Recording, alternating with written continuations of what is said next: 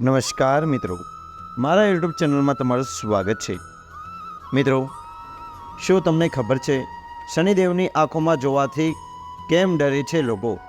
આ 5 રહસ્યો તમને કરશે આશ્ચર્યચકિત। મિત્રો, શનિદેવ કળયુગના ન્યાયાધીશ કહેવામાં આવે છે। શનિ ખરાબ કાર્યો કરવા માટે ખૂબ જ સખત સજા આપે છે અને સારા લોકોને સારા કાર્યોનું શુભ ફળ પણ આપે છે। શનિને તેલ, તલ અને કાળો રંગ ખૂબ જ પ્રિય છે। તમે લોકોનો મંદિરોમાં આ વસ્તુ ચડાવતા જોયા જ હશે, પરંતુ શું તમે જાણો છો આ વસ્તુઓમાં પણ ઘણા મોટા રહસ્ય છુપાયેલા છે? આજે તમને શનિદેવ સાથે જોડાયેલા આવા જ કેટલાક ખાસ રહસ્યો જણાવવા જઈ રહ્યા છીએ। મિત્રો, એવું માનવામાં આવે છે કે સૂર્ય રાજા છે, બુધ મંત્રી છે, મંગળ સેનાપતિ છે, શનિ ન્યાયાધીશ અને રાહુ કેતુ સંચાલક છે। સમાજમાં જ્યારે પણ કોઈ વ્યક્તિ ગુનો કરે છે ત્યારે શનિ તેને તેના ખરાબ કાર્યોની સજા આપે છે। રાહુ અને કેતુ સજા કરવા માટે સક્રિય બને છે। શનિના દરબારમાં પહેલાં સજા આપવામાં આવે છે અને પછી મામલો ચાલે છે કે સજાનો સમયગાળો પસાર થઈ ગયા પછી તેને ફરીથી સુખ આપવું કે નહીં। શનિ મંદિરમાં સીધી રેખામાં ઊભા રહીને ક્યારેય શનિ મૂર્તિની પૂજા ના કરવી જોઈએ, તેમજ તેની પ્રતિમા ઘરમાં સ્થાપિત કરવી જોઈએ નહીં। ઘણીવાર એવી ચર્ચા થાય છે જે વ્યક્તિ પર શનિની ખરાબ નજર પડે છે તેના ખરાબ સમયની શરૂઆત થાય છે। આખરે શા માટે લોકો શનિની પ્રતિમાથી ડરે છે? મિત્રો, શનિની પત્ની પરમ તેજસ્વીની હતા।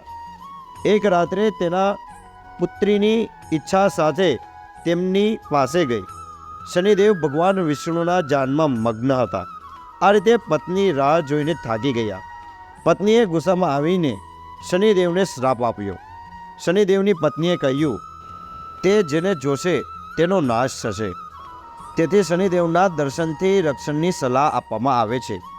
એકવાર સૂર્ય ભગવાનના કહેવાથી હનુમાનજી શનિદેવના મનાવવા ગયા હતા। શનિ રાજી ન થયા અને લડવા માટે તૈયાર થઈ ગયા।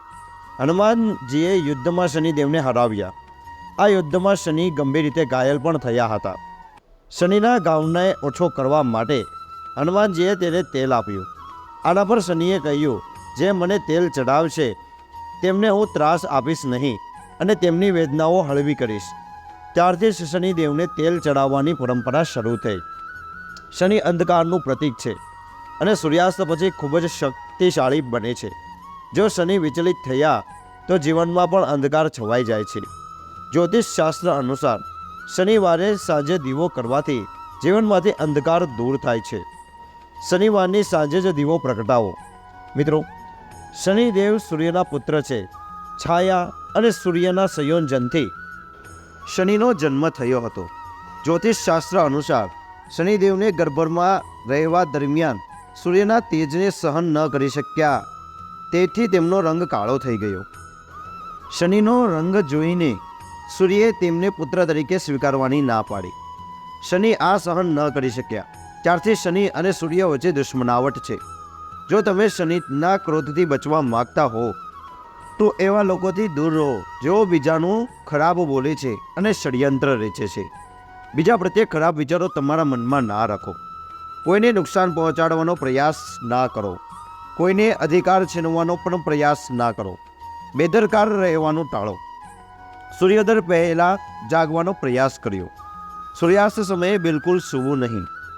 ગરીબો અને ભૂખ્યાઓને બને તેટલું ભોજન આપો। ખાદ્ય પદાર્થો આપો। કોઈ જરૂરિયાતમંદ વ્યક્તિને ચામડાના ચપ્પલ દાન કરો। શિયાળામાં ગરીબોને કાળા ધાબળાનું દાન કરો। શનિવારે લોખંડના વાસણમાં સરસવના તેલનું દાન કરો। શનિવારે સાંજે શનિદેવને સરસવનું તેલ ચડાવો અને સરસવના તેલનો દીવો કરો।